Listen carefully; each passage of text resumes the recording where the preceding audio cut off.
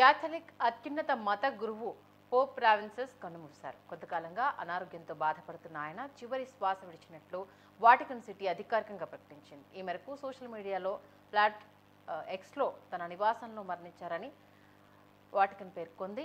కాగా ఈ విషయాన్ని కార్డినల్ కెవిన్ ఫెర్రల్ అపోస్టోలిక్ ఛాంబర్ యొక్క కామెర్లింగో ధృవీకరించాయి. అనారోగ్యంతో ఉన్నప్పటికీ ఆయన నిన్న జరిగిన ఈస్టర్ వేడుకల్లో పాల్గొన్నారు.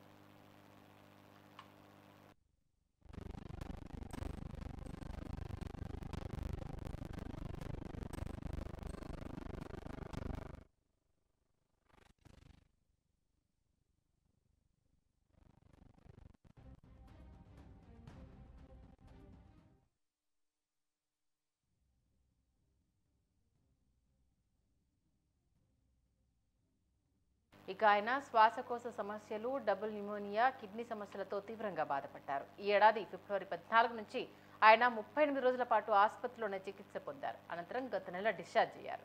నాటి నుంచి వాటికన్ సిటీలోని తన నివాసంలో ఉంటున్నారు పోప్ ఫ్రాన్సిస్.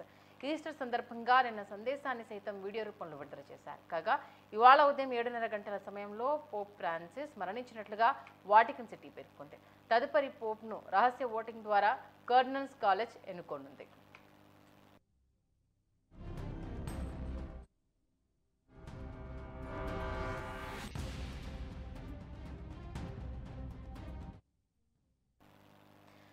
పోప్ ఫ్రాన్సిస్ తన 12 ఏళ్ల వయసు నుంచే చర్చ్, సమాజం, అట్టడుగు వర్గాల కోసం అంకితమై పనిచేశారు.